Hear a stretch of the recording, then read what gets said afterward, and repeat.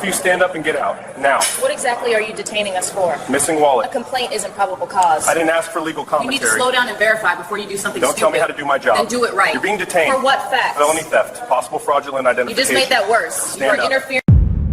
Officer Caleb Daniels thought he controlled that lunchroom. He thought 2 handcuffs, a loud voice, and a theft accusation would settle everything before anyone questioned him. He was wrong. Very wrong.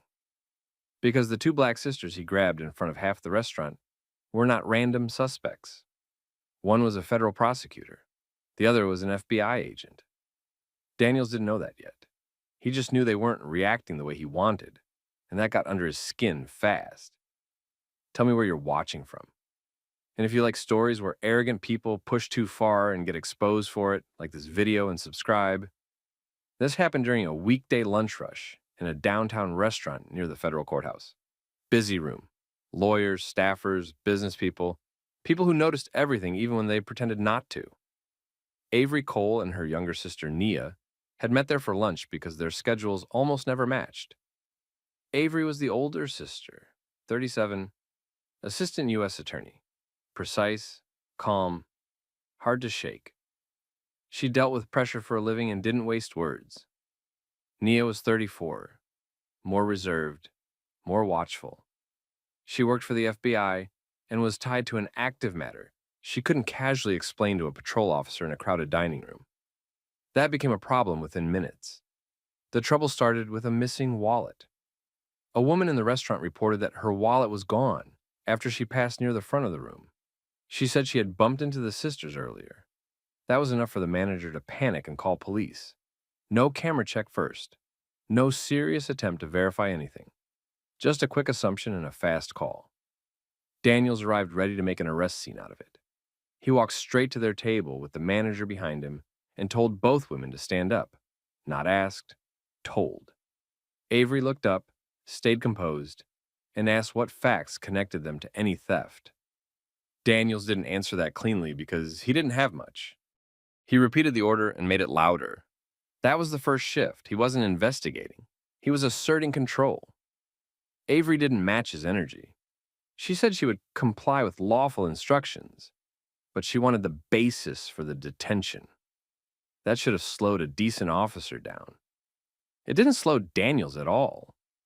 He heard a legal question and treated it like disrespect. He ordered both sisters away from the table and demanded ID.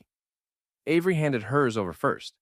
She had federal credentials because she'd come from court. Daniels looked at them, then looked at her. And instead of stepping back and verifying properly, he started acting like the credentials were suspicious. That told everyone exactly where his head was. He had already decided the story. Now he wanted facts to fit it. Nia saw it too. She tried to stop it without saying too much. She identified herself in a limited way and told him he needed to verify before doing anything reckless. Daniels didn't like that either. He read restraint as evasiveness.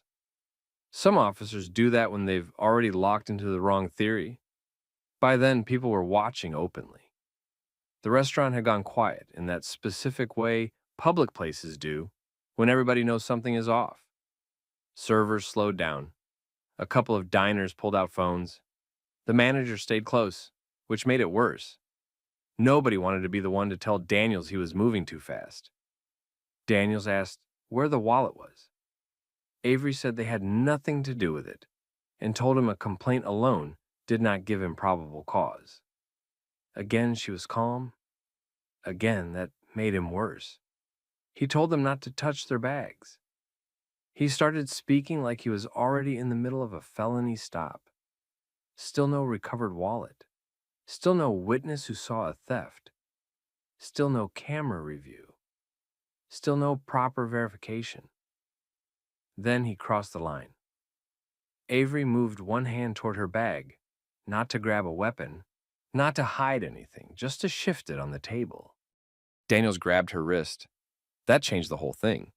He put hands on her because he could, because he wanted immediate submission, and because he was now too deep into his own ego to back up.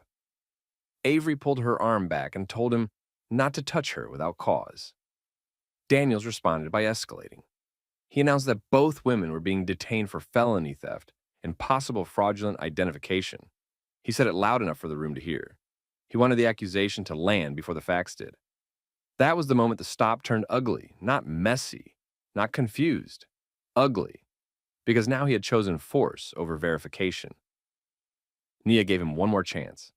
She told him he was interfering with federal business and needed a supervisor before he made this worse. Daniels ignored that, too. He had an audience. He wanted to win in front of it. He pulled out the cuffs. A man near the bar started recording more carefully the second those cuffs came out. A woman at another table asked whether anyone had checked the cameras. Daniels ignored that. He cuffed Avery first. That mattered later. Video showed Avery did not resist. She didn't create the scene. She didn't raise her voice. Daniels escalated around her, then acted as if her refusal to panic was itself suspicious. Then he turned to Nia. This was the bigger mistake. Nia tried once more to get him to verify through a secure federal contact. She gave him the route to do this the right way. He chose not to use it before cuffing her. That decision wrecked him later because there was no good explanation for it. He had an off-ramp. He refused it. So now both sisters stood in handcuffs in the middle of a packed lunchroom because a patrol officer had decided his instincts mattered more than evidence. Then dispatch started catching up. Avery's credentials came back valid first. Current, federal, real. That should have ended it on the spot. Daniels didn't uncuff her. He started talking faster instead, reframing, filling space. Trying to hold onto the scene, bad sign. He knew the ground was moving under him. Then the second layer hit. The secure contact tied to Nia's identification started coming back through channels. That changed the tone immediately. Dispatch got careful, then tense, then very careful. Daniels had gone from mishandling a restaurant theft complaint to detaining someone tied to federal work he clearly did not understand. That was when Sergeant Elena Ruiz arrived.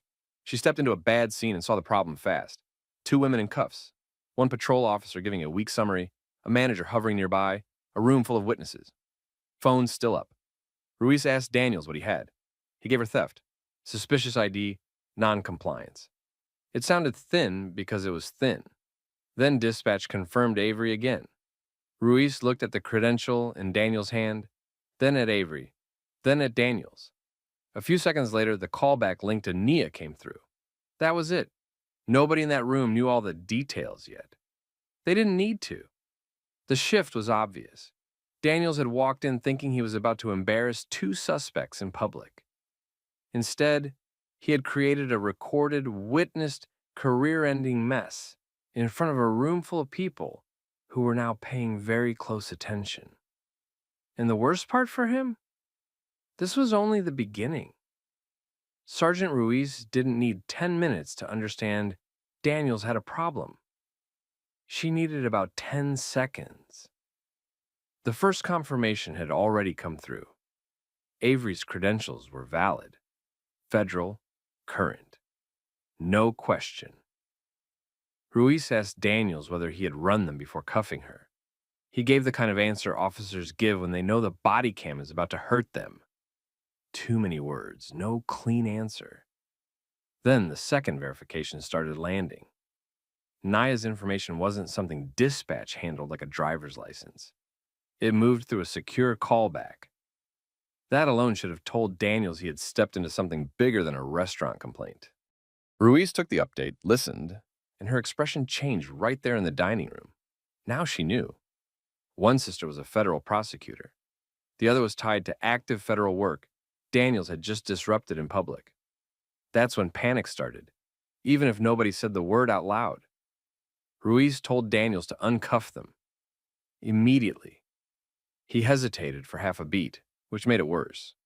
Then he took the cuffs off Avery first, then Nia. Too late. Everybody had already seen the arrest.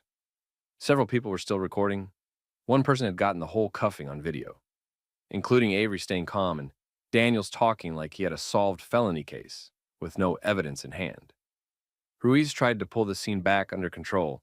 She asked the manager to step aside. She separated Daniels from the sisters. She lowered her voice. Standard cleanup. The problem was this wasn't the kind of mess a lower voice could fix. Avery didn't make a speech. She didn't need to. She asked for Daniel's full name, badge number, and supervisor chain. Then she asked whether Ruiz understood that her unlawful detention had happened in front of a room full of witnesses after she presented valid federal credentials. Straight, cold, precise. Ruiz knew exactly what that meant. Nia was even more direct. She explained that Daniels had ignored multiple chances to verify identity through the proper channel before making physical contact and applying cuffs. She also made clear that the public arrest had created problems beyond embarrassment.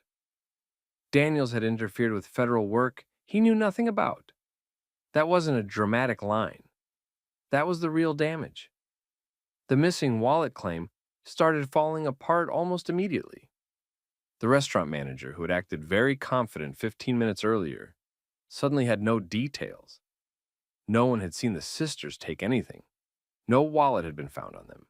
No search had produced stolen property. No camera review had been done before police were called to the table. The original complaining customer got nervous too. Her version started shifting once it became obvious the stop had gone sideways. Then staff checked the area near the hostess stand. The wallet had been left under a chair. That detail buried Daniels even deeper, because now the whole thing looked exactly like what it was. A rushed accusation, a manager too eager to believe it, and an officer who skipped every safeguard because two calm black women didn't fit his idea of who belonged there. Ruiz heard that update and knew the department's position just got worse. Daniels tried to save himself. He started talking about suspicious behavior, inconsistent responses, possible concealment. None of it held up. The footage would show what happened. The room had eyes, the phones had timestamps. Dispatch had the verification logs. His body cam had his tone, his decisions, and the moment he chose cuffs before facts. And that's the thing about officers like Daniels. They think authority gives them room to improvise. It does until the record exists. Once the record exists, improvisation turns into evidence. Avery asked for medical documentation of the wrist restraint and requested immediate preservation of all body cam, dispatch audio, CAD logs, restaurant surveillance, and witness information. She was already building the case, while Daniels was still trying to explain himself. That's the difference between somebody who knows the system and somebody who thinks the uniform is the system. Nia took a different track. She stepped aside and made a secure call. Short, controlled. No wasted words. That call changed the stakes again. Within minutes, people above Ruiz started getting notified. Not because anybody wanted drama, because they had to know that a local patrol officer had publicly detained someone connected to a federal matter after ignoring a verification route. Ruiz asked Avery whether she wanted EMS. Avery said she wanted documentation. She wanted names. She wanted incident numbers. She wanted a copy request placed on every recording before anything disappeared by accident or on purpose. Smart move. Too many people calm down after the cuffs come off. That's how departments survive these cases. They count on embarrassment fading into exhaustion. Avery wasn't built like that. She knew the apology phase means nothing if the paper trail doesn't lock in first. The lunch crowd had fully turned by then. At first, people watched like it was another police scene. Now they were whispering about Daniels. A man in a suit told Ruiz he had video from the first command at the table. A woman near the back said she recorded the moment Avery handed over her credentials. Another diner said Daniels never asked anyone to check cameras before he grabbed her. Bit by bit, the witnesses got sharper because now they understood what they had seen. The manager tried apologizing. Wrong timing, empty words. Avery barely acknowledged it. She knew where the real liability sat. The manager helped start it. Daniels turned it into a legal disaster. Then Internal Affairs got the first alert. Not a full investigation yet. Just the early call no officer once attached to his name. Unlawful detention concern. Federal credential issue. Public recording. Possible bias exposure. Ruiz heard the call, answered carefully, and kept looking at Daniels like she already knew he'd be impossible to defend. He looked smaller now. Not sorry. Smaller. That happens when the performance dies. Without the audience fear, without the force, without the assumption that everyone will just accept his version, Daniels had nothing strong left. Just bad judgment and a growing stack of evidence. Avery and Nia left the restaurant without rushing. That mattered too. They didn't storm out. They didn't rant. They let the scene sit on Daniels exactly as he had made it. Outside, the next phase started. Avery called the U.S. Attorney's office and reported the detention. Clean summary. Time, place, officer, witnesses, credentials shown. Cuffs applied after verification was available. No emotion in the language. Just facts. That's how serious people make damage travel. Nia's side moved faster and quieter. Once her chain knew what happened, the concern wasn't optics, it was exposure. A public detention can blow attention onto patterns, locations, routines, faces. Daniels had no clue what kind of risk he'd created because he never stopped long enough to ask whether maybe he didn't know enough. By late afternoon, the first video hit social media. No fancy caption needed. Just the clip. Daniels at the table. Daniels refusing to slow down. Daniels putting cuffs on a calm woman in a blazer while diners stared. Then another clip. Then another. By evening, local reporters were calling the department. That was the point of no return. Because now it wasn't Daniels versus two women he thought he could overpower in a restaurant. Now it was Daniels versus video, witnesses, dispatch records, federal confirmation, and two sisters who actually understood how to make the system answer for what it did. And he still hadn't seen the worst part yet. By the next morning, the department had lost control of the story. The video was everywhere locally. Then it jumped wider. Not because it was loud, because it was clear. People could see Daniels arrive hot, skip basic verification, grab Avery, ignore warnings, and cuff both sisters like he was proud of it. That kind of footage kills the usual excuses before they even get drafted. The department first tried the standard line. Active investigation. Limited facts. No further comment. That didn't hold. Too many facts were already out. Avery's credentials had been confirmed on scene. The wallet had been found in the restaurant. No stolen property had been recovered from either sister. Witnesses were already talking. One of them was a law student. Another was a litigation paralegal. Bad room for a cop to freelance in. Avery moved first. She filed preservation notices fast. Bodycam, dashcam, dispatch audio, CAD logs, restaurant surveillance, officer notes, supervisor communications, incident report drafts. She didn't wait for a formal apology because apologies don't preserve evidence. Paperwork does. Then came the claim. Unlawful detention, false arrest, excessive force tied to the wrist grab and cuffing, civil rights violations, public humiliation, reputational harm, failure to train, failure to supervise, biased policing, clean structure, no wasted motion. Nia's side hit differently. Her detention triggered an internal federal review because Daniels had interfered with an active matter. The exact case details stayed sealed, but the damage didn't. Her cover status had been compromised enough that her assignment had to be adjusted. New logistics, new risk analysis, new costs. All because a patrol officer wanted to turn lunch into a power show. That raised the city's exposure hard. This wasn't just two bad cuffs anymore. It was local police interfering with federal personnel after ignoring direct verification routes. Departments hate that. City attorneys hate it more. Then discovery pressure started. Daniels' report came in first, and it already had problems. He padded it, claimed suspicious movements, claimed inconsistent answers, claimed officer safety concerns in a packed lunchroom where video showed two seated women and no actual threat. Classic mistake. He wrote for cover, not accuracy. Then the body cam got pulled. Bad move for him. Worse than bad. It showed Avery asking the legal basis for the detention. It showed Daniels refusing to answer clearly.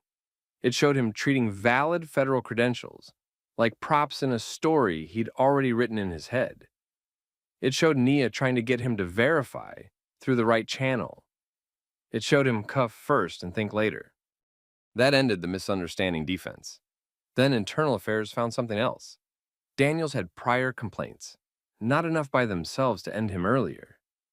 Enough to make this one look less like a one-time mistake and more like a pattern people had ignored. Citizens had accused him before of escalating fast, talking down to people, and treating basic questions as defiance. A couple of complaints had gone nowhere. One had led to counseling. That history came back now and hit the department too, because once you keep a guy like that on the street, his next mess becomes partly yours. The city tried to settle quietly. Avery didn't go public with every detail right away. Smart. She let the record build first. Let the city see the problem clearly. Let Daniels' own report and footage fight each other. That's how you break resistance in these cases. You don't argue when the evidence can do the work. Nia stayed even quieter, but her presence behind the scenes mattered. Federal contacts were now paying attention to a local department that had embarrassed itself on camera and compromised protected work. That pressure wasn't public at first. It didn't need to be. It was there. A few weeks later, the department announced Daniels had been placed on leave.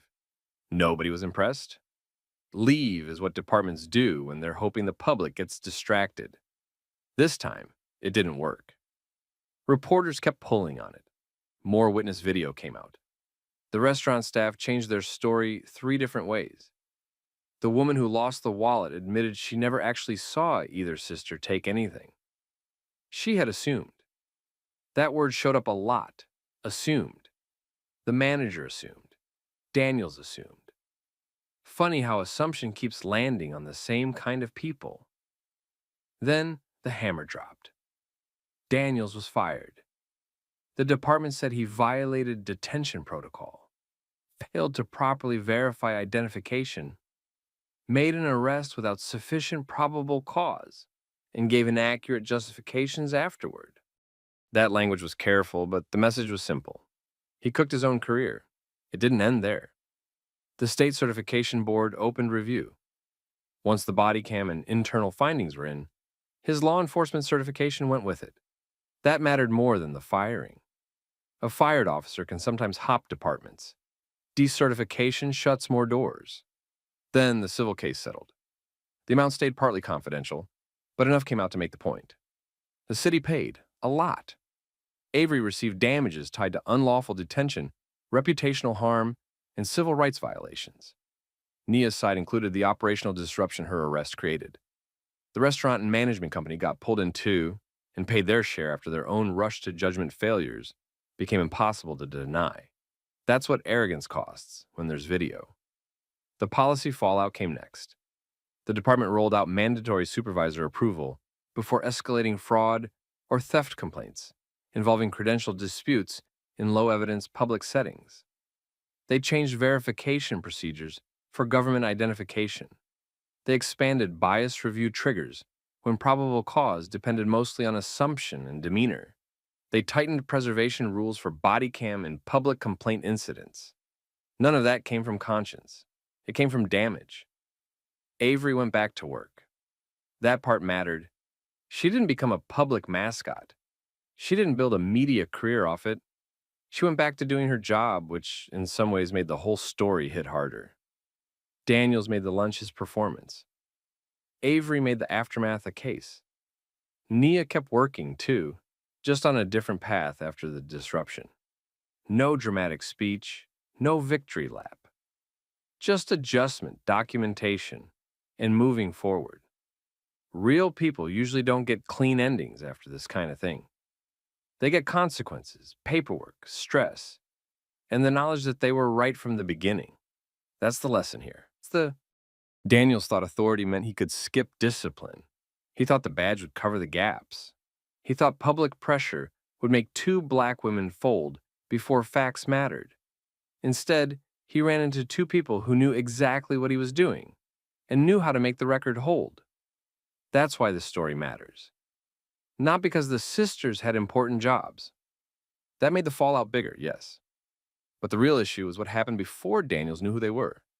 He treated them like suspects first, because he thought he could. Everything after that just exposed him. So that's the story. A patrol officer turned a lunch complaint into a false felony arrest, ignored warnings, ignored verification, and ended up losing his job, his certification, and any claim that this was just a misunderstanding. Two sisters got their names cleared, forced a payout, exposed a pattern, and pushed a department into changes it never would have made on its own.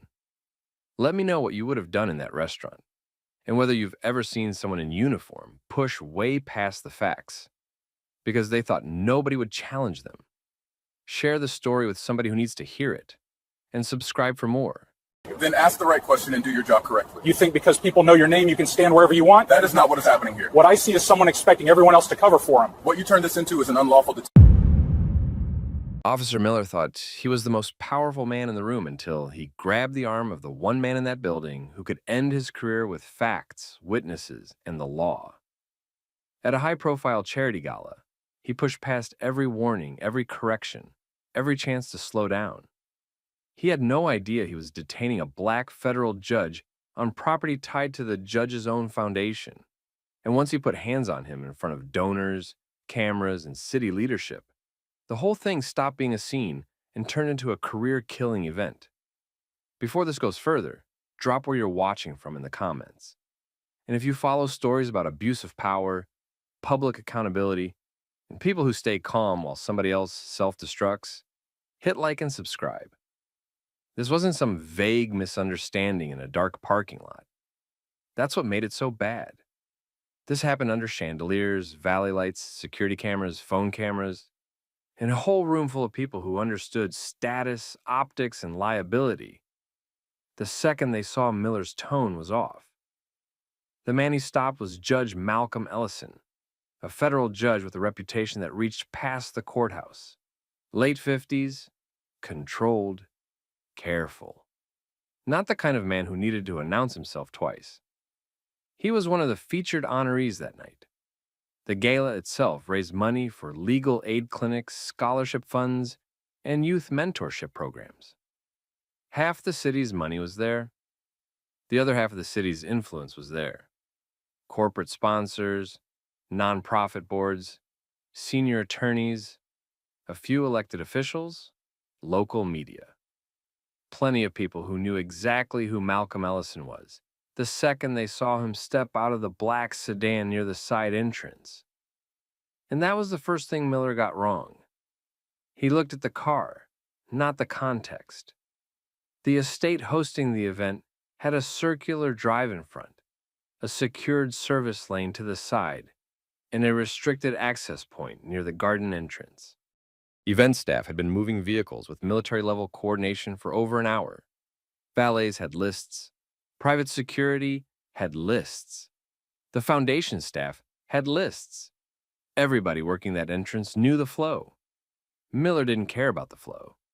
He cared that he saw a black man near a restricted lane beside an expensive car.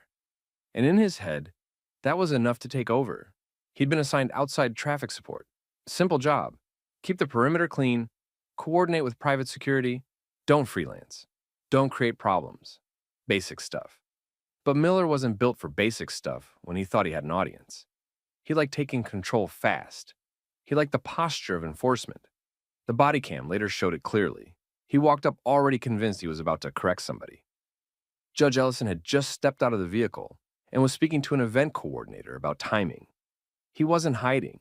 He wasn't arguing. He wasn't trying to slip in anywhere. He had his formal invitation packet, credential badge, and phone in hand. Staff were already greeting him by name. Miller cut straight through that.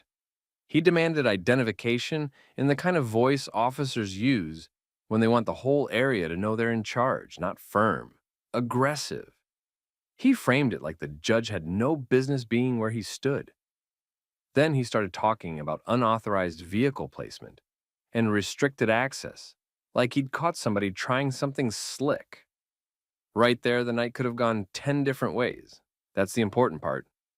Miller had exits, plenty of them. An event coordinator immediately told him Judge Ellison was expected. A member of the private security team stepped in and explained that the vehicle had clearance for temporary drop-off. One of the valet supervisors tried to show Miller the access list. He brushed all of that aside. Fast. Too fast. That tells you what this was. He wasn't investigating. He was asserting. Judge Ellison answered him the way disciplined people answer men looking for a reaction, calmly. He identified himself. He explained he was a guest of honor. He pointed out that staff could verify everything in seconds. Miller treated every word like resistance. The crowd nearby started noticing because tone travels faster than facts. Guests at the outer edge of the reception area turned towards the driveway. Conversations stalled. A local news producer standing near the entrance lifted her phone. One donor did the same, then another. People do that now. They record first and sort it out later. And honestly, in a situation like this, that's exactly what saved the truth. Miller moved closer. Too close. He started giving commands instead of asking questions. He said the judge needed to stop talking and comply. He waved off the badge packet before really looking at it. He ignored the coordinator again. Then he said something that shifted the whole thing from ugly to dangerous. He suggested Judge Ellison was acting like he belonged there because people around him were covering for him. That was the line. That was where the room changed. Up to that point, some people still looked confused. Maybe this officer was just keyed up. Maybe he'd made a bad read and was about to fix it. But once he implied that the black man standing in formal wear at a gala in his own city couldn't possibly belong unless somebody was making excuses for him, the confusion started draining out of the air. People understood what they were watching. Judge Ellison didn't raise his voice. He didn't posture back. He simply repeated who he was, stated that staff had already confirmed it, and told Miller he needed to slow down before he created a legal problem for himself and for the department. That should have landed. It didn't. Some men hear a warning and take it. Miller heard one and got offended. He asked for a physical ID again, sharper this time. Judge Ellison reached towards his inside jacket pocket slowly, carefully, exactly how any sane person would want it done during a police encounter. Miller reacted like the movement itself justified escalation. He ordered the judge to stop reaching. Staff started talking over each other. One Foundation board member stepped forward and identified the judge by title. Another guest, a retired state appellate judge, called out that Miller needed to stand down and verify before doing anything stupid. Miller snapped back that nobody there was going to tell him how to do his job. That one mattered too, because now it wasn't about confusion. It was ego. He was no longer trying to determine who Malcolm Ellison was. He was trying to win in public, and Judge Ellison knew it. You could hear it in the even way he answered. He told Miller again that the property, the event staff, and the guest credentials would all confirm the same thing. He told him witnesses were recording. He told him there was still time to step back and correct course. Miller didn't step back. He squared up, put a hand near his cuffs, started giving the kind of clipped commands officers use when they want instant submission. Around them, people stopped pretending this would settle itself. Phones stayed up. A city council member moved away and started calling somebody. Private security looked trapped, as they knew intervening physically against a uniformed officer would make it worse. The valet line froze. Even the music inside the gala felt irrelevant at that point. Everybody saw the same thing. One man was keeping control. The other just had a badge and a bad temper. Then Miller told Judge Ellison to put his hands behind his back. Judge Ellison didn't argue. He didn't step back. He didn't perform for the crowd. He did the exact opposite of what Miller seemed to want. He stayed still and kept talking in the same controlled tone, telling the officer that this detention had no legal basis, that multiple people had already confirmed his identity, and that Miller was escalating in front of a recorded audience. Miller went ahead anyway. He grabbed Ellison's wrist, pulled his arm behind his back, and pushed him into the position. hard enough to make people shout, not hard enough to leave the kind of injury that would distract from the bigger issue, just the kind of force arrogant officers use when they want pain and humiliation without looking out of control on paper. That's how men like him think. They think in reports before they think in consequences. Then the handcuffs clicked. That was it. The whole event changed in one sound. The crowd had been tense before. Now it was angry. You could feel that shift immediately. Guests moved closer, not farther away. Phones went higher. Staff stopped trying to be polite and started speaking over one another. Several people identified Judge Ellison again, louder this time with title, name, and role. One board member told Miller he was handcuffing the Host Foundation's principal honoree. A retired judge told him he was making a catastrophic mistake. A private security supervisor tried one last time to show him the credential list and the event clearance log. Miller ignored all of it because he'd already crossed the line in his own mind. Once officers like that commit in public, they stop thinking about whether they're right. They start thinking about how not to look weak. So he doubled down. He started talking about failure to comply, obstruction, restricted access.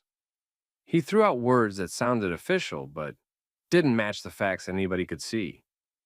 That happens a lot when bad policing gets exposed in real time. The officer starts building a case backward. First comes the force, then comes the excuse. Judge Ellison stood there in cuffs, jacket slightly twisted, face still composed. He told Miller very plainly that he was on private property connected to the event, that he had been identified by multiple witnesses, and that Miller had now added unlawful restraint to an already baseless stop. He also made it clear that every second after that point increased the department's liability. And Miller still didn't stop. He made a remark about how everybody suddenly had a title when police showed up. Then he questioned whether Ellison was actually supposed to be inside at all. He said it like he'd caught the room in a lie. That was the mask-off moment. No room left for confusion after that. He wasn't sorting out a security issue. He had decided this black man in formal wear did not fit his idea of who belonged at that event, and he treated that assumption like evidence. The people around him knew it. They heard it. So did the cameras. One local reporter had moved close enough to catch the whole exchange cleanly on video. Another guest was streaming to a private account that later got clipped and spread everywhere. The Bodycam got it too, which made the department's first attempt at damage control dead on arrival before sunrise. Miller finally demanded physical identification again. This time, a Foundation staff member stepped in with Judge Ellison's credential packet already open. A federal courthouse ID was visible. So was the gala credential with Ellison's photo, title, and guest of honor designation. Miller looked at it, really looked at it, and you could see the exact second the ground shifted under him. He froze. Not for long. Maybe a second. Maybe two. But long enough for everybody around him to know he just realized exactly who he had handcuffed. Judge Malcolm Ellison, United States District Judge, honored guest, identified repeatedly before the cuffs ever went on. Miller's posture changed right there. It wasn't remorse. It was panic trying to hide inside authority. He started asking clipped questions nobody needed answered anymore. He wanted to know why nobody had made it clear.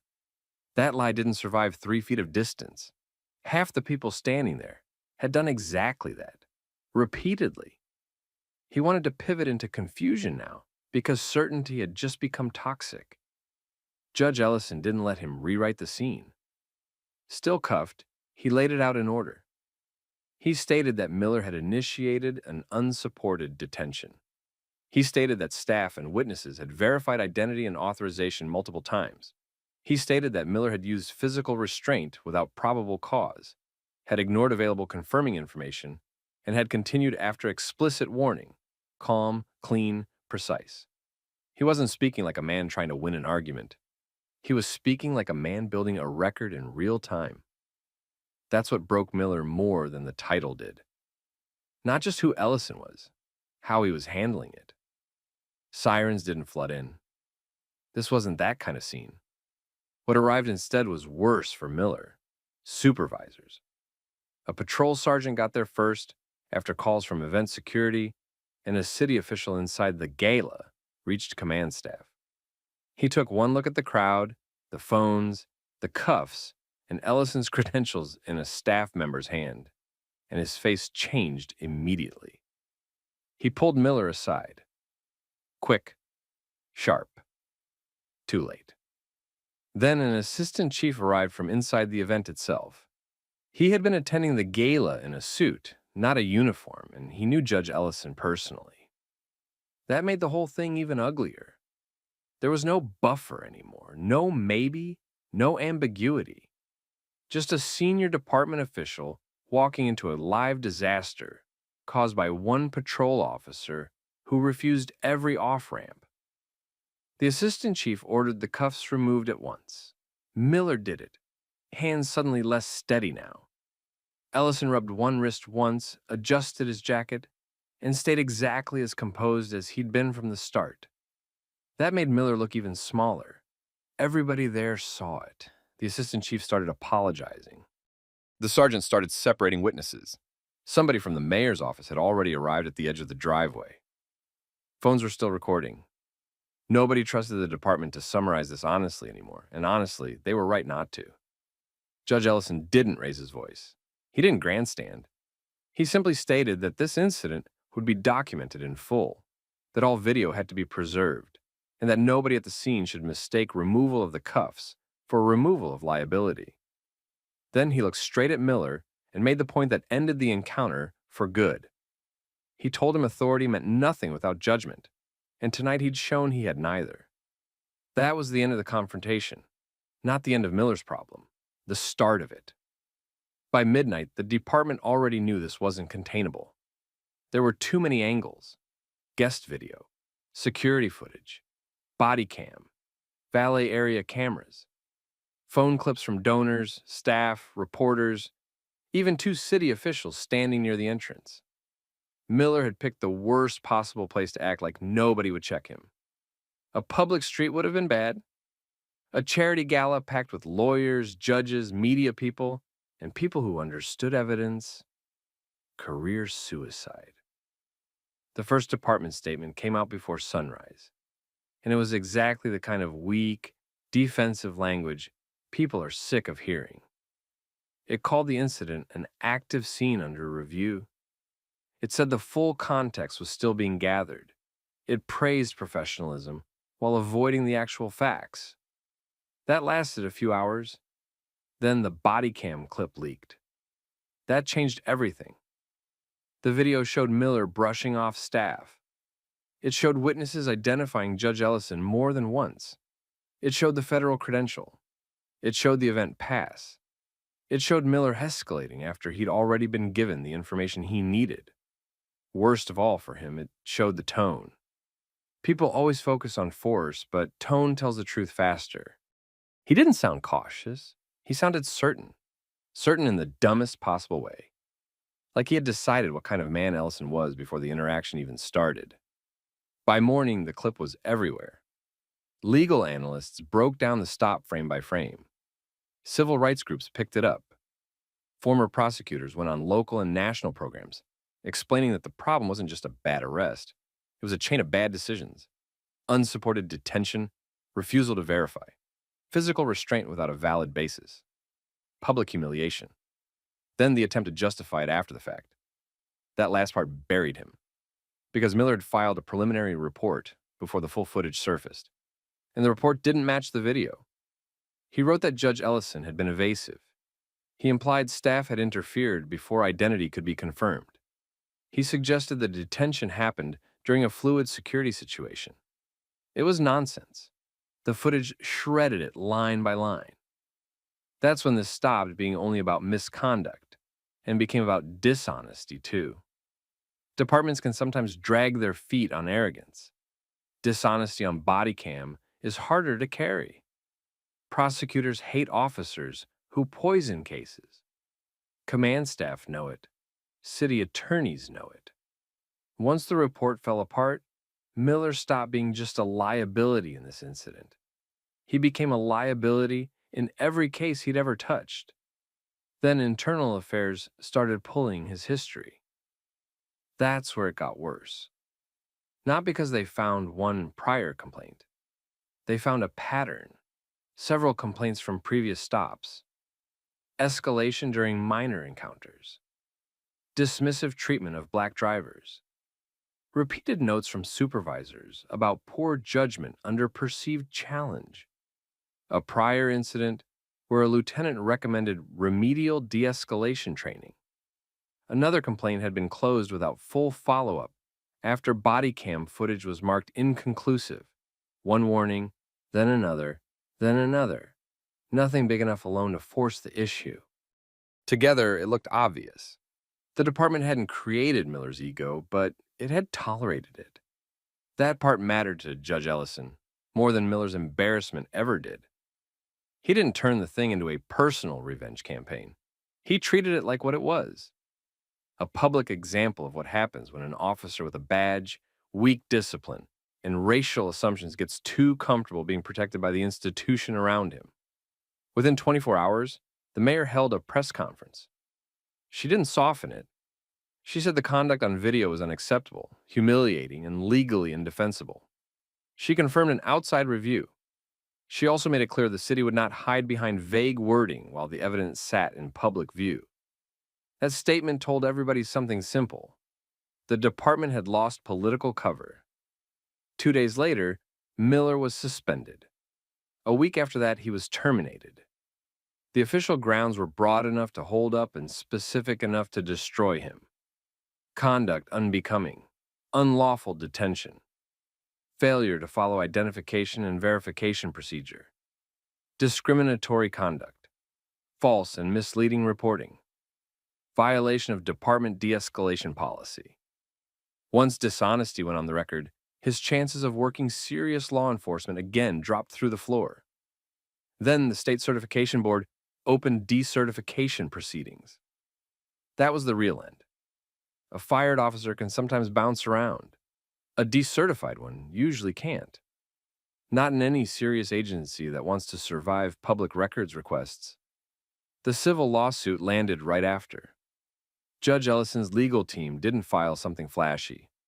They filed something disciplined: federal civil rights claims, unlawful seizure, equal protection violations, municipal liability arguments tied to prior notice and failure to act on complaint history, negligent retention, public humiliation damages, preservation demands for every piece of footage, radio traffic, dispatch record, supervisory message, and complaint file touching Miller's history. It was the kind of lawsuit that doesn't just ask for money. It asks who knew what, when they knew it, and why they kept the wrong man on the street. The city tried the usual early posture: regret without admission, respect for the process, quiet talk about resolution. But the facts were awful and everybody knew it. The judge hadn't mouthed off. He hadn't resisted. He hadn't been hard to identify. The crowd had done half the officer's job for him, and Miller still forced the outcome he wanted. A jury would have seen that in about 10 minutes. So the city settled. The number got attention, but the non-monetary terms hit harder. Mandatory outside review of high complaint officers, tighter preservation rules for body cam and event footage, new requirements for identity verification before physical detention in non-violent encounters, expanded bias review triggers, better supervisor intervention standards, mandatory psychological screening after repeated escalation complaints. Not because politicians suddenly became moral heroes, because the footage made denial too expensive. Judge Ellison pushed further after the settlement. He worked with state lawmakers, bar associations, and judicial committees on a package of accountability reforms. Nothing dramatic. No speech-making nonsense. Just practical fixes. Stronger complaint pattern review. Faster flags for officers who repeatedly escalate low-level encounters. Clearer decertification standards where misconduct and dishonesty overlap. more serious training on constitutional stops, bias recognition, and public-facing restraint. Boring to some people, effective in real life. That's how real change usually looks. Not loud, structural. As for Miller, his name became the example nobody wanted attached to a department. His firing stayed public. The certification action moved forward. His report-writing credibility was gone. Prosecutors didn't want him. Agencies didn't want him. City lawyers definitely didn't want him. He'd walked into that gala thinking a badge made him the final authority in any space he entered. A few minutes of ego proved the opposite. In a modern system with cameras, records, and people willing to fight, authority without judgment doesn't protect a man. It exposes him. Judge Ellison went back to work. That part matters. He didn't let the incident become his identity. He stayed on the bench. He kept his dignity. He turned one officer's public failure into a case study on discipline, oversight, and what happens when somebody calm knows the law better than the man trying to control him. And that's really the story. Not that Miller didn't know who he was grabbing, that was the beginning. The real problem was that he thought it wouldn't matter. He thought he could force first, explain later, and the system would stretch around him like it always had. That night, it didn't. So what would you have done if you were standing there, watching it happen in real time? Have you ever seen somebody with authority push too far? Because they assumed nobody would challenge them? Put it in the comments. Share the story with somebody who still thinks professionalism in policing is optional. And subscribe for more stories about power, accountability, and the exact moment arrogant people realize the room is turned on them. I need ID from both of you right now. For what? Because you're in a restricted area. Restricted to residents. We live here. This is the gate credential. Ma'am, I'm talking to him. You came up like we're doing something wrong. What exactly is this? Possible trespassing. Trespassing? Then prove it. Resin tags on the windshield, gate on my wife's passes. phone. He picked the wrong family to intimidate. A patrol officer rolled into a private residential park, saw a black family unloading food and toys near a picnic table, and decided they didn't belong there. He pushed it into a detention before he checked a single basic fact. What he didn't know was that the family he was pressuring had a direct line to his own supervisor, and that supervisor was already heading to the scene. That's what made this one different. Not rumor, not half a story. A clean abuse of power case with cameras, dispatch audio, gate access records, and Bodycam all backing the same timeline. Drop where you're watching from in the comments. And if you follow stories about authority, getting checked with facts instead of excuses, like the video and subscribe. This happened inside a gated HOA community outside a growing suburb. The park sat behind a coded entry gate and was reserved for residents and their guests. The signs at the entrance said that plainly. The gate logs tracked access. Cameras covered the entrance, the parking area, and most of the common space. It wasn't public property, and that point ended up mattering more than anything else. The family at the center of it was the Brooks family. Nia Brooks had come to the park with her husband Andre, their 2 kids, and a few bags for a late afternoon cookout. They weren't sneaking around. They weren't near anybody's house. They were at one of the picnic areas residents used all the time. They had entered through the gate legally, parked in the right area, and started setting up. Officer Ryan Kessler rolled in a few minutes later. Kessler had a pattern. He liked command more than he liked facts. On calls where the answer wasn't obvious, he often acted first and corrected later, which is a dangerous habit in police work. Most of the time, that kind of officer gets away with it because regular people don't know the rules well enough to push back, or they know the rules and decide it's not worth the trouble. Nia Brooks was not built like that. Kessler got out of his unit and moved toward the family, like he had already decided what this was. He asked what they were doing there, then turned the contact aggressive almost immediately. He said the area was restricted. Nia explained that yes, it was restricted, which was why residents used a gate code to enter. Andre pointed to the resident access tag on the windshield and started to show the digital gate credential on his phone. Kessler didn't slow down. He kept pressing the same point as if they hadn't answered him. He wanted ID. He wanted proof they belonged there. He wanted it on his terms, in his order, with everybody responding the way he expected. That's where the stop went bad. Nia gave him the street name inside the community. Andre told him which building they were connected to. The access tag was right there on the vehicle. The phone showed resident entry credentials. All of that should have led to a basic verification. Instead, Kessler treated each answer like a challenge to his authority.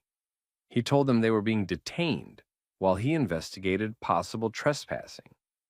That was the first major overreach.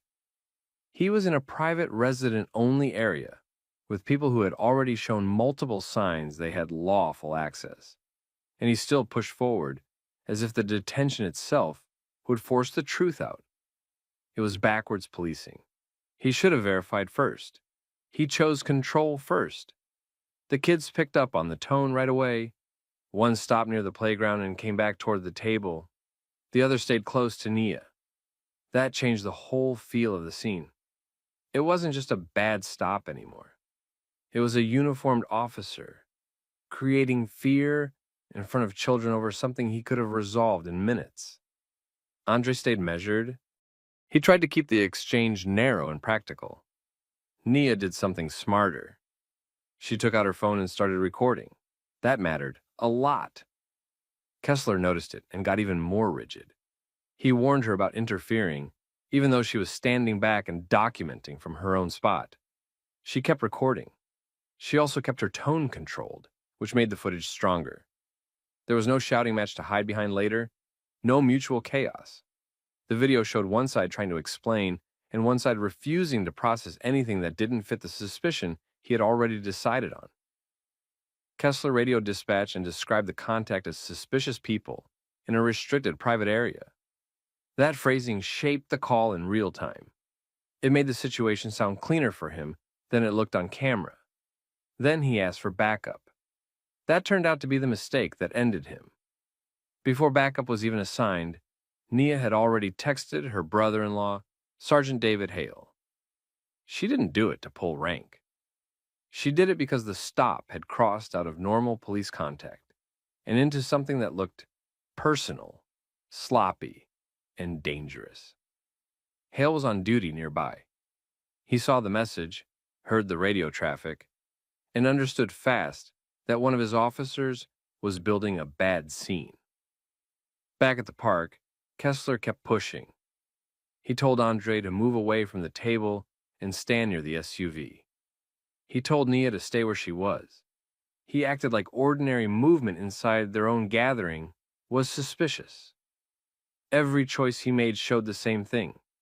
He didn't want clarification. He wanted compliance first, explanation later.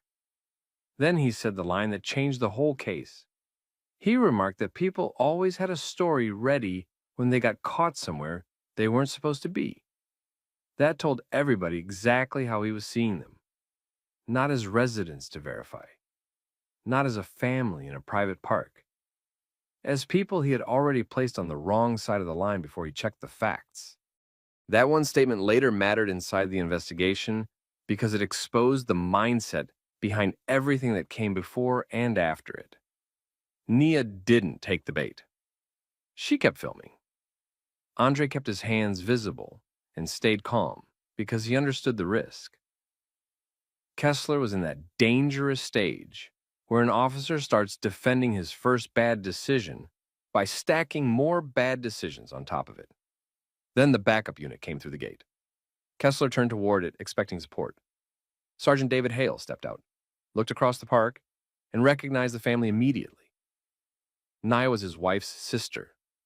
Andre was holding himself together in front of his kids. The phone was recording. Kessler was standing there with detention language already used, a weak trespass theory, and no clean explanation for why he had ignored the access indicators right in front of him. That was the second everything changed. Kessler saw Hale's face and understood right there that he had walked himself into the worst possible version of this stop. Not because he had detained the wrong people by accident, because he had done it carelessly, on camera, inside a private residential space. And now his own sergeant was looking at the whole mess in real time. Sergeant David Hale did not need a long briefing. He looked at Nia, looked at Andre, looked at the kids, Then he looked at Officer Ryan Kessler standing there, like he still had control of the scene. Hale already had enough in front of him to know this was bad. The phone was up. The gate was behind them.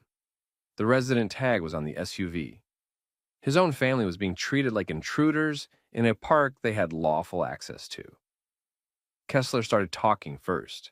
He tried to frame it as a suspicious person stop inside a restricted area. He said he was still sorting out whether they belonged there. He made it sound procedural, clean, reasonable. Hale cut straight through that. He asked what legal basis Kessler had for detention after being shown resident access indicators. He asked whether dispatch had confirmed any trespass complaint tied to that family. He asked whether the HOA had requested enforcement action. He asked whether Kessler had verified the address, the gate credential, or the vehicle access tag before escalating the stop. Kessler didn't have good answers because there weren't any. That's what made the scene so ugly. He wasn't trapped by some complicated legal issue. He had ignored the easy checks. He had skipped the boring, correct part of the job and gone right to pressure. Officers do that when they want control more than accuracy. Hale then turned to Nia and Andre, got a fast confirmation of what had happened, and looked back at Kessler. By then, the picture was complete. Kessler had approached aggressively. He had used detention language. He had threatened arrest. He had treated clear signs of lawful access like they meant nothing. He had done all of that in front of 2 children and on camera. That ended it. Hale told Kessler to step away from the family and stop speaking to them. Not suggest. Told him. Kessler froze for a second, then tried one more time to defend himself. He started talking about officer safety, restricted spaces, and suspicious behavior. It sounded weak because it was weak. Hale wasn't buying any of it.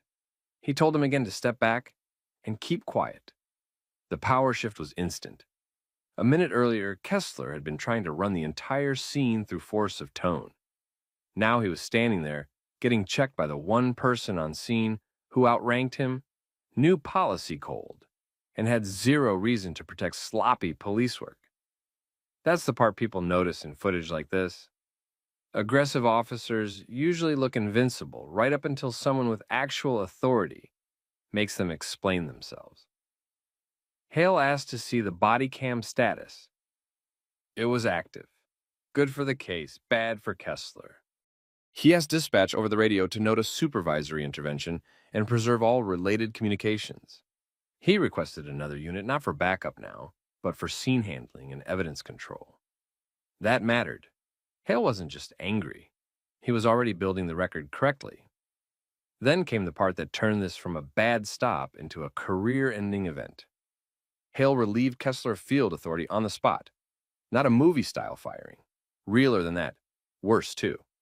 He ordered Kessler out of enforcement contact for the rest of the shift. He took him off the scene. He directed the incoming unit to assume control and maintain separation. He told Kessler he would not initiate any more stops, speak to the family again, or write the primary version of the incident. He also ordered preservation of the Bodycam file, the dispatch traffic, and any notes tied to the contact.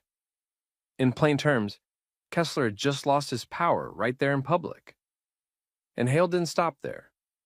Kessler had been carrying corporal-style field responsibility that shift, a small status bump tied to staffing coverage. Hale removed it immediately. No more acting senior role, no more scene command, no more pretending experience covered for judgment. In front of another unit, in front of the family, with the whole thing being recorded, Kessler got stripped back to exactly what he had earned in that moment. No discretion, no trust, no room to spin it. That hit harder than yelling ever would have. Hale kept his voice controlled. That made it sting. He told Kessler he had detained lawful occupants in a private residential area without proper verification, escalated after being presented with access indicators, and kept pushing after the stop should have been over. He told him he had damaged public trust, exposed the department to liability, and created a record that would now go straight to review. Kessler tried to speak again. Hale shut that down too. He told him this was no longer a debate. It was an investigation. That line mattered because marked the exact point where Kessler stopped being the officer shaping the contact and became the subject of it. The incoming officer arrived and took over the scene perimeter. Hale made sure the family was no longer being detained in any form. He apologized clearly, no vague language, no department speak. He told them the stop should not have gone that way. He told them the footage and records would be preserved. He also made it clear that if they filed a formal complaint, it would attach to a supervisor-initiated review already in motion. That was smart. It showed them this wasn't going to disappear into some locked drawer, unless they fought for 6 months. Andre finally got room to breathe. Nia kept recording. Good call again. The strongest parts of these cases usually come after the confrontation, when everybody expects the camera to go down and the institution to close ranks. Hale did the opposite. He acted like a supervisor who understood that transparency was the only move left. Then he asked for HOA security contact information and gate log preservation. Another smart move. Because once you know a stop is rotten, you lock down every neutral source before somebody can't locate it later. The gate entry records would show lawful access. The camera footage would show how the family entered and behaved before Kessler arrived. Dispatch audio would show how he framed the stop. His own body cam would show the rest. He had built the case against himself from 4 different angles. Kessler knew it too. People like him usually keep pushing until the second the paperwork becomes real. Then the attitude changes. Fast. Not because they suddenly understand the public harm, because they finally understand personal consequences. Kessler had that look now. Still stiff. Still trying to hold on to some pride. But he knew the stop was dead. The justification was dead, and his sergeant was not going to rescue him. Before leaving the scene, Hale gave him one final instruction.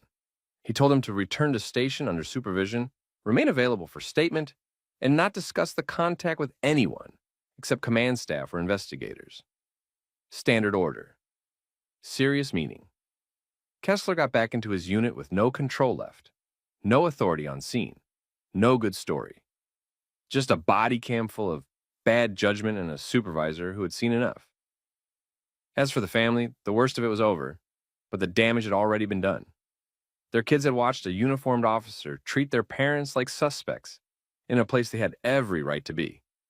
That doesn't disappear because a sergeant shows up and fixes the paperwork. That kind of thing stays with people. That's why stops like this matter even when nobody gets arrested. The abuse is in the humiliation, the threat, the message. You do not belong until I say so. That was Kessler's whole approach, and it collapsed the second somebody serious measured it against facts. Hale's last comment at the park was simple.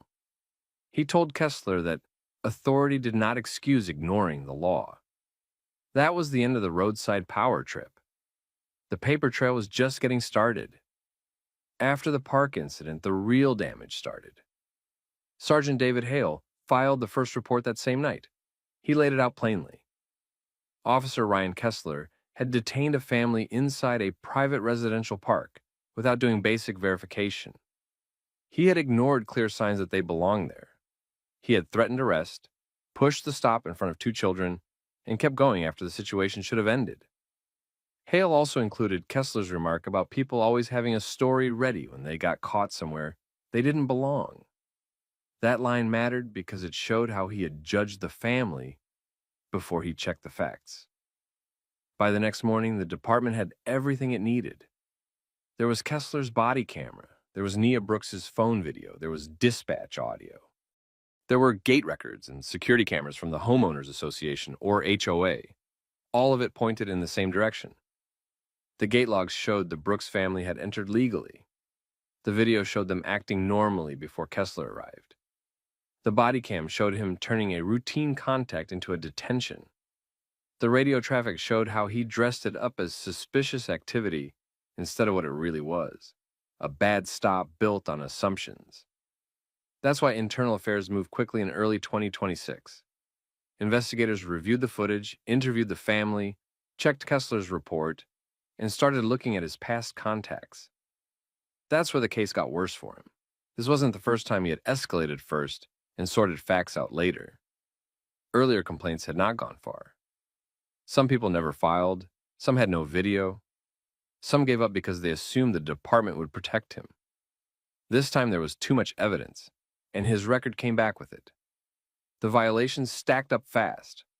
Unlawful detention, harassment, abuse of police authority, failure to de-escalate, improper trespass enforcement on private residential property, misleading dispatch framing, conduct that damaged public trust. That list alone put him in serious trouble. The body cam made it worse because it showed he had chances to fix the stop and refused to take them. The Brooks family hired a civil rights lawyer within days. That was the right move. Their attorney sent preservation notices immediately. No footage could disappear. No audio could go missing. No one could later claim records were incomplete.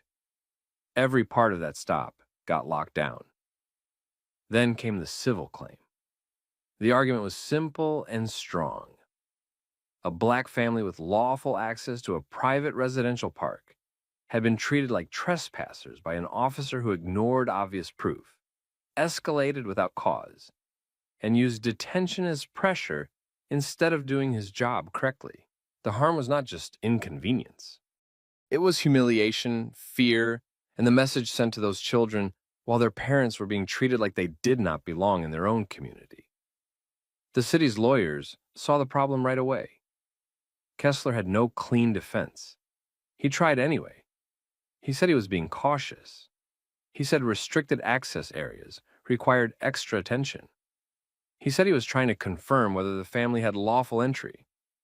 That argument fell apart because he had easy ways to confirm it from the start. The resident tag was visible.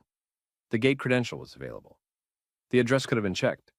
Instead of verifying first, he detained first. That decision sat at the center of the whole case. While Kessler tried to save himself, Hale's conduct went the other way. Investigators found that Hale had acted properly once he arrived. He ended the detention, removed Kessler from field authority, preserved the evidence, and documented the stop without trying to protect his officer. That mattered. A lot of departments talk about integrity. Hale actually showed it. He didn't circle the wagons. He shut the scene down and made sure the records stayed clean. A few weeks later, Internal Affairs finished the investigation. The recommendation was termination. No soft landing. No quiet transfer. No extra training package to calm the public down. Termination.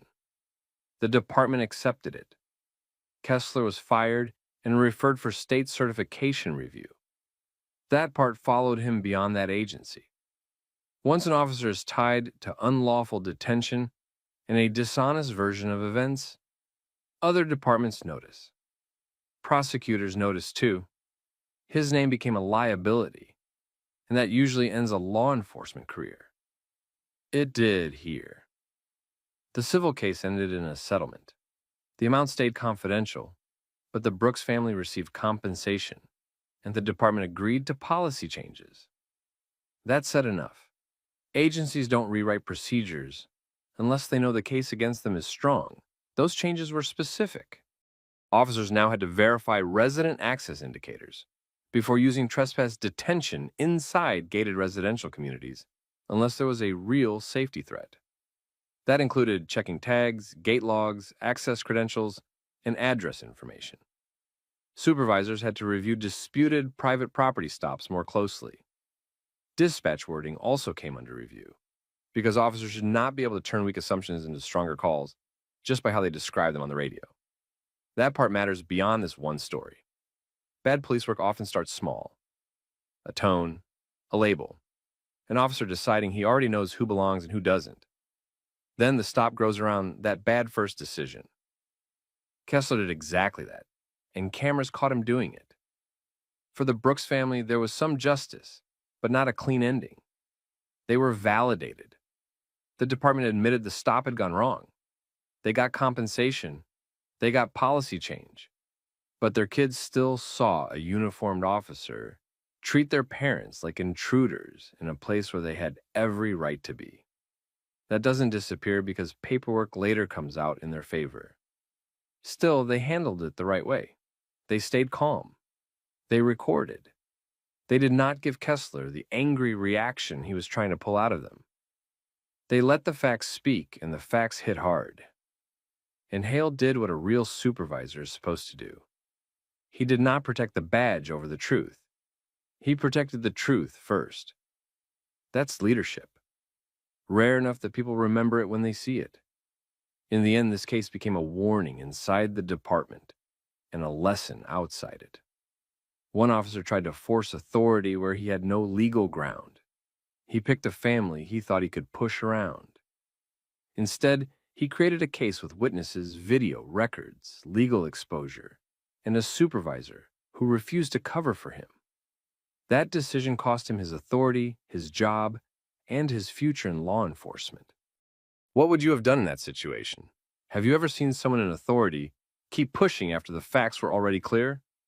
Drop your thoughts in the comments, share the story with someone who needs to hear it, and subscribe for more stories like this. I'm not buying that. Step away from the vehicle. I already told you what this is. Federal assignment. You can verify it. That plate doesn't come back right. Because it's not a regular public registration. Call the contact chain I gave you. You think flashing a badge wallet settles this? No. Verification settles. As far as I'm concerned, this could be a stolen car with Then fake slow paper. down and check it before you do something.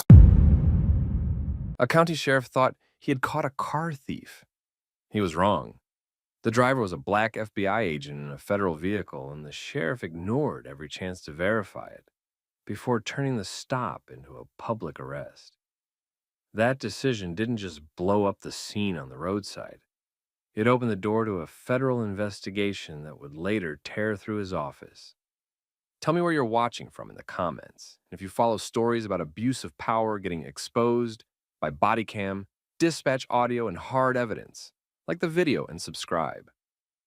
This started with Special Agent Jordan Cole and Sheriff Wade Garrison. Cole had worked federal cases long enough to know how traffic stops could go. He wasn't reckless, he wasn't loud. He didn't play games with local police. That night he was driving a bureau-issued SUV back through Pine County after a work assignment connected to an active investigation. The vehicle wasn't flashy. That was the point.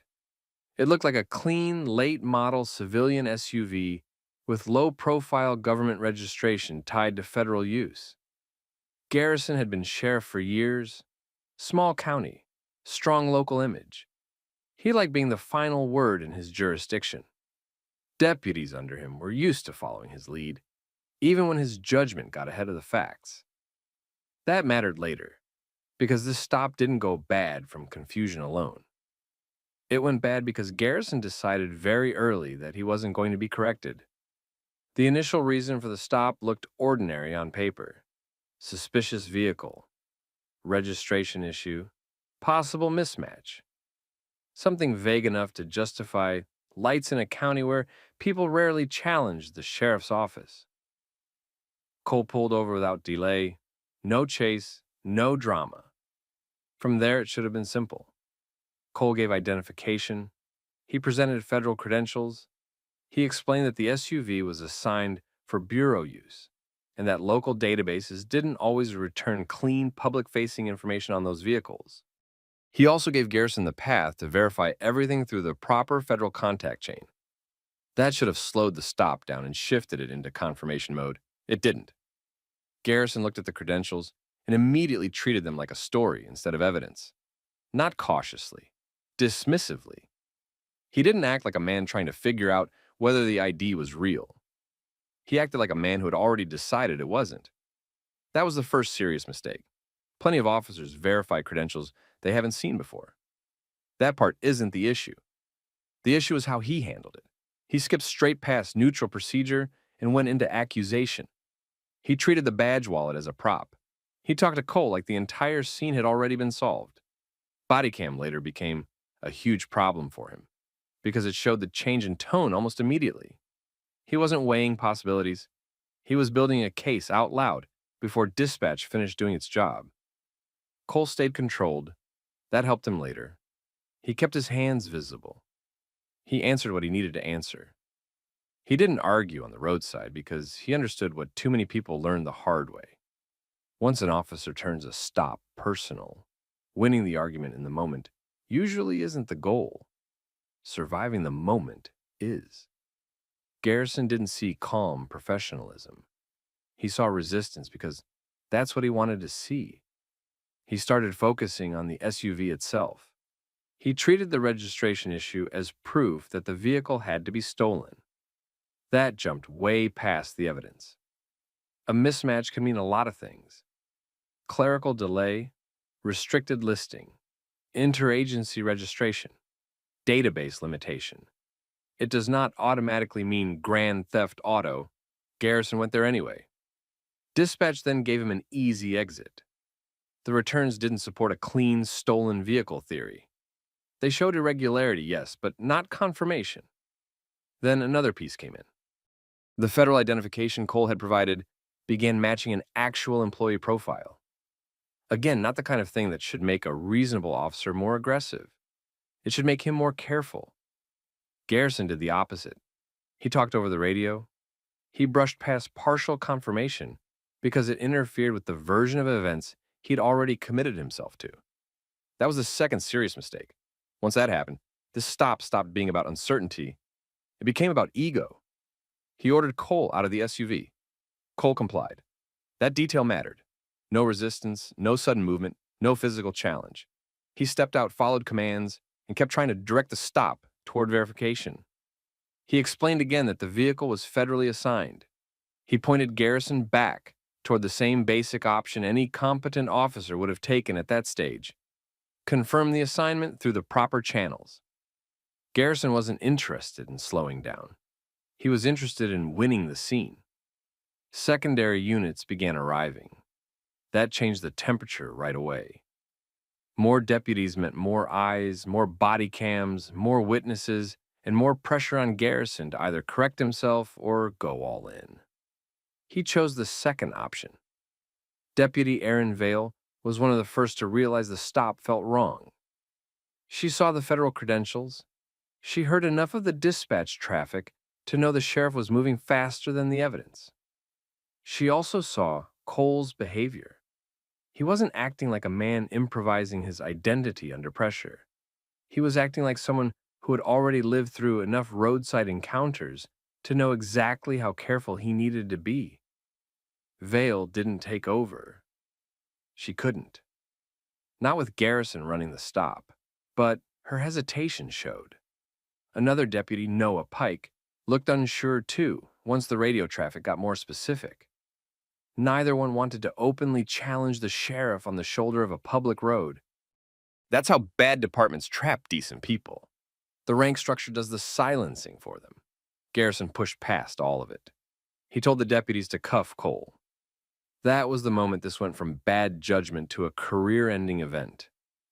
A sheriff had a compliant black FBI agent on the side of the road, with valid federal credentials already presented, dispatch already signaling that the story didn't add up the way he claimed, and additional officers already showing signs that they knew this was getting out of hand. He still moved to handcuffs. It looked terrible on camera, because there was no clean excuse left by then. He'd had off-ramps, several. He ignored every one. Cole didn't resist the cuffs. He made the smart choice. He preserved the record. He kept telling them the same thing in the same controlled way: federal assignment, federal vehicle, federal verification. He wasn't trying to impress anyone. He was documenting the disaster in real time by staying steady, while Garrison got more rigid and more defensive. That's when the rest of the deputies really started to understand the scale of the mistake. You could hear it in the slower movements, the broken rhythm, the way nobody except Garrison sounded certain anymore. He was still talking like he had a major arrest. The scene around him no longer matched that confidence. Then the final problem started forming in the background.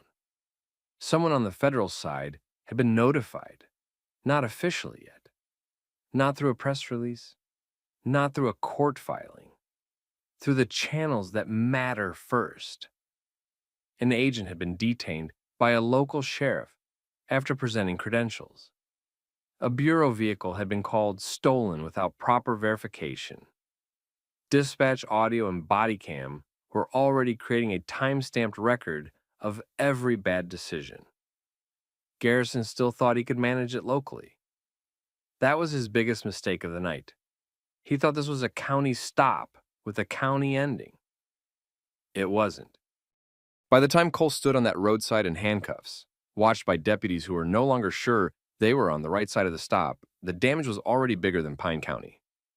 The sheriff just hadn't realized it yet. The stop started falling apart when direct federal verification came in. Jordan Cole was who he said he was. The SUV was a valid federal vehicle. At that point, Wade Garrison had no real case left. He had a compliant FBI agent in handcuffs, valid credentials already shown, and radio traffic that never backed his stolen vehicle claim. Cole was uncuffed. Garrison didn't own the mistake. He tried to soften it. He treated it like a reasonable stop that got complicated. That didn't help him. The cameras already showed he had chances to verify first and chose escalation instead. Cole didn't argue. He left the scene, documented everything, and contacted his supervisors. That's when the real problem started. Inside the FBI, this wasn't treated like a minor misunderstanding. A local sheriff had detained an agent after being shown federal credentials and given a path to verify them. That triggered immediate review. Bodycam, dashcam, dispatch audio, stop reports, unit logs, and plate queries all became important. By the next day, Pine County was dealing with evidence preservation demands in the early stages of a civil rights inquiry. Then Garrison made it worse. Instead of stepping back, he tried to control the record. Reports were pushed through fast. Internal messaging started moving. Some of the paperwork leaned toward justifying the stop instead of honestly describing it. That became a serious problem once investigators compared the written reports to the actual footage. The differences stood out fast. Cole had identified himself. He had shown credentials. He had complied. Garrison had still treated him like a car thief. Some deputies started feeling the pressure right away. Aaron Vale and Noah Pike had both seen enough on scene to know the stop had gone too far. Neither one had stopped it, but neither looked eager to defend it either. That mattered because this case was already growing beyond one bad arrest. Federal investigators weren't just looking at the stop. They were looking at what happened after it. Who changed language in reports? Who accessed footage? Who tried to shape the story once they realized the sheriff had made a major mistake? Then word started leaking out. Local officials heard that the sheriff's office had rushed its internal version before federal investigators locked everything down. Reporters picked up that this might be more than a bad call. Now, the question wasn't only why Garrison arrested Cole. It was whether he tried to cover it up after. That changed the whole case. By the end of the week, Cole was free and back under federal protection. Garrison still had the badge, but he was no longer in control of what came next. Once the feds locked the evidence down, Wade Garrison's problem got bigger. Jordan Cole filed notice to preserve every piece of the stop, not just body cam, dispatch audio, plate checks, unit logs, report edits, supervisor messages. That forced the county to hold everything in place before anyone could clean it up further. Then the lawyers got involved. Cole's legal team didn't build the case around outrage. They built it around sequence.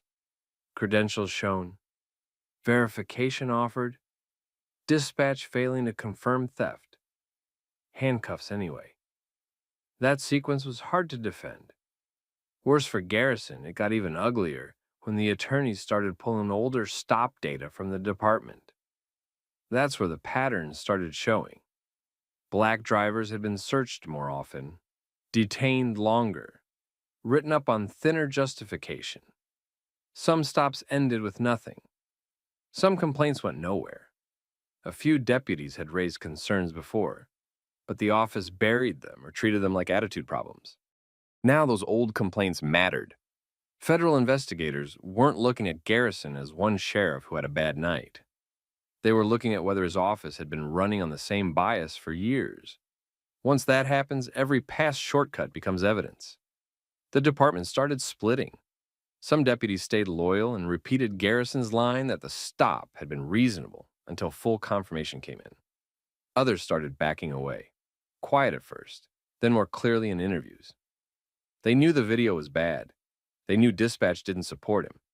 And they knew nobody wanted to be the one left defending a lie under oath. That's when the cover-up angle got teeth. Investigators found report language that looked coordinated. Nothing dramatic on its face. Just too polished, too similar, too obviously shaped after the fact. Access logs also showed who reviewed footage before final narratives got filed. That's a major problem when the written version starts sounding less like memory and more like damage control. County officials saw where it was going and started distancing themselves.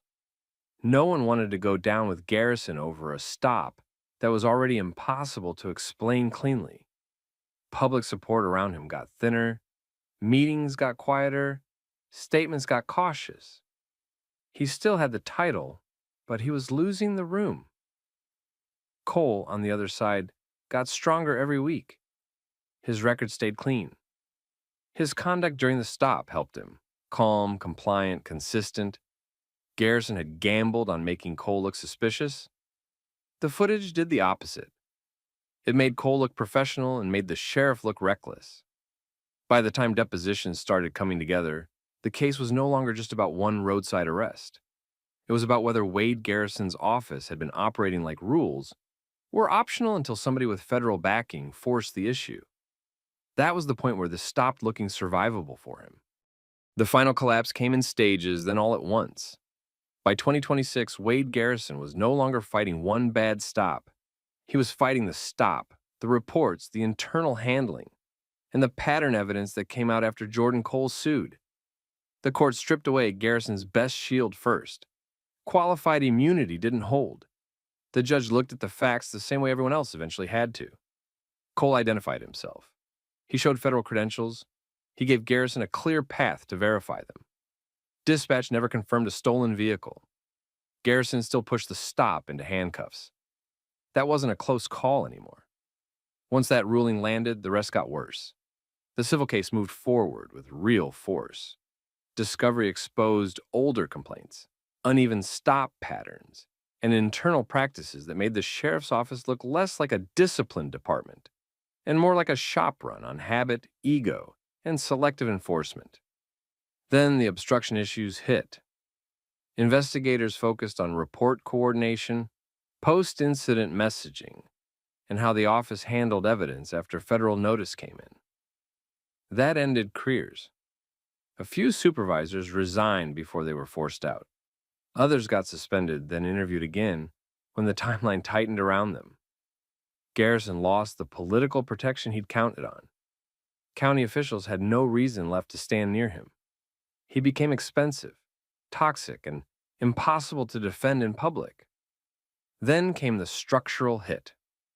The county's sheriff's department was stripped of core policing authority and pushed under state-managed oversight while the office was reorganized. Some functions were absorbed, some were reassigned. Some people never got their jobs back.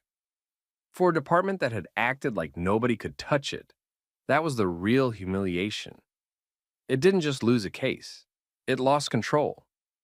Garrison's career was finished by then. Not damaged, finished. He lost the badge, the office, and whatever local legend he thought he had built. The footage followed him. The rulings followed him. The federal findings followed him. That's the part people like him never plan for. They think power protects them forever. It usually protects them right up until the record gets too clean to spin. Cole came out of it in a very different position. His professional record was cleared completely. The claim that he had done anything suspicious collapsed under evidence almost immediately once outside review took over. He later won a major settlement against the county, enough to make every local official understand what Garrison's ego had really cost. More important than the money, the case confirmed what Cole had said from the beginning. He had done his job. Garrison had abused his. And the case didn't stay local. Training standards changed. Verification procedures got tightened. More departments were forced to review how officers handled federal credentials, restricted vehicle registrations, and cross-agency contacts during roadside stops. Civil rights lawyers started citing the case as a clean example of what happens when an officer skips procedure, makes race part of the decision whether he admits it or not, and then tries to protect himself by shaping the paperwork after. That's why this story mattered. Not because one sheriff embarrassed himself on camera. That happens all the time. This mattered because the evidence held. The timeline held. The excuses didn't. And once the facts got outside his office, Wade Garrison learned the hard way that local power stops working when every bad decision is recorded, preserved, and reviewed by people who don't work for you. Jordan Cole didn't beat him by making a scene. He beat him by staying steady long enough for the truth to do the damage. That's the whole story. So now I want to ask you, what would you have done in Cole's position once Garrison ignored the credentials and started escalating? And have you ever seen a situation where somebody in authority ruined themselves simply because they refused to admit they were wrong? Drop your thoughts in the comments. Share the story with somebody who'd understand it. And subscribe